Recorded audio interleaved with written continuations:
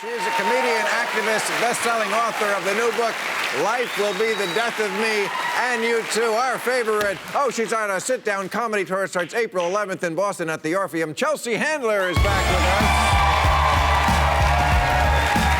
Okay. Hello. Oh, no, we don't touch anymore. No, whatever. You think I'm going to Biden you? Jesus Christ, what are you, insane? Sorry, I didn't know the new rules around here. That's right, new rules. We'll get to that too. But I'm reading your book and I'm feeling like a bad friend because I didn't realize you were suffering so much. I mean, everybody took the 2016 election hard, but I didn't know it really knocked you down like that. And you came back stronger. That's what the book is about. Yeah, I had a midlife identity crisis once Trump won the election because I had never had my world feel so unhinged, I think. And I had to pay a psychiatrist to listen to me bitch about Donald Trump for about the first 3 weeks. And then once we got past that and we got to the real stuff, I realized the parallel there was my world becoming unhinged when I was a little girl. My brother died when I was 9 years old. I had never related the two, but for me, as I can imagine it must have been for so many people, it was a huge emotional trigger of everything being destabilized. And I realized just how spoiled and privileged I'd been all my life to realize to be this upset and this out of 10 every day and the outrage and the anger. I just wanted to fucking fight people, you know? And I was like, I gotta go see a psychiatrist. I mean, there is a lot in there about what I would call white guilt that you have. Yeah. And what good does that do? I mean, you're right, we're lucky. Some people are lucky, others aren't. That's not fair. Life isn't fair. Well, no, but I think you can also focus on becoming a better advocate / ally for people, for marginalized communities, and stop looking inside your own lane and look outside to others. But I wonder. But there's a lot of, white so lame. There's a lot of white people hating on themselves. I don't think that's what. First of all, it doesn't help minorities. I don't think they go, oh boy, that makes me feel a lot better. She hates herself. I just feel like we're kind of like self-flagellating ourselves, and it's not helping. It's maybe I disagree. I think self-flagellation is good with regard to this. I think we've misbehaved for so long that we need to get our shit together. And I believe, and I mean, I really am trying very hard to not think about my own experience and to think about other people's experiences. So in that vein, I think it's important to reach out and go, what was your story like? What was your life like? It's not like mine. I didn't have that many struggles. I've never been hungry. I've never been assaulted. Right.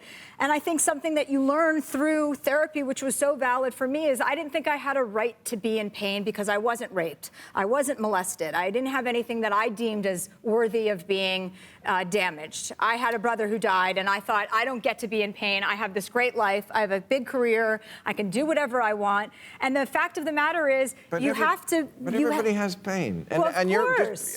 Yeah, but I mean, like, just because you have pain doesn't mean somebody else doesn't have pain too, or that we have to be in a competition about it. No, I don't think it's a pain competition.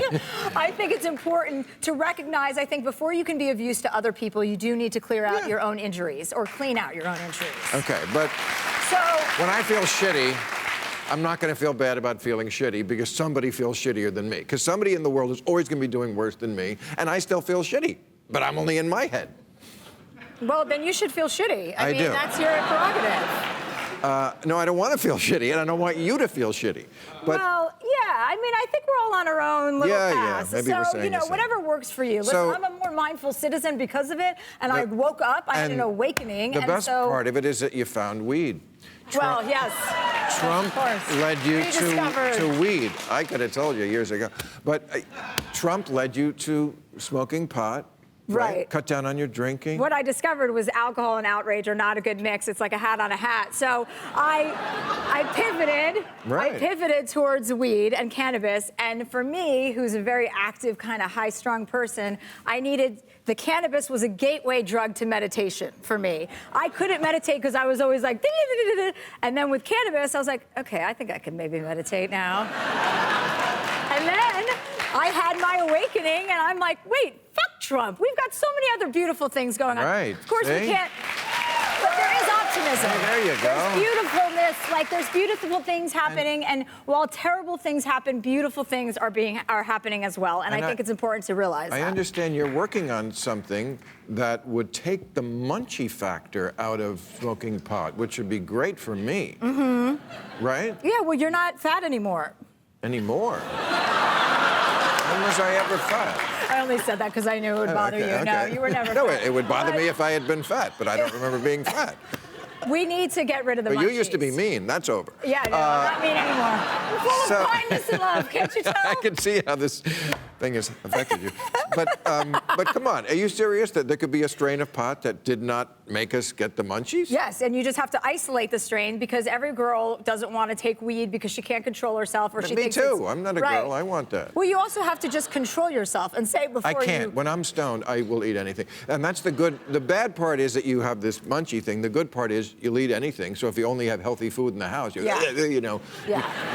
eating Post-it notes and you're still. Well, that's also a good option is to clean out your house so that you can't get after stuff, when it's late night. I don't know how to order food, so I'm not going to get anything in my own house. I have to know what you think about Joe Biden and this whole thing. I think Joe Biden is just a grandfather, you know what I mean? And he's old and I don't like comparing. I don't like these stories of these women coming out talking about a man smelling their hair or kissing the back of their head.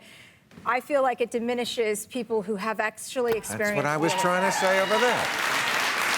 I feel like this is not really even a man-woman issue. It's an America issue about perspective. We have no sense of perspective. Everything has to be DEFCON 5, or DEFCON 1, actually.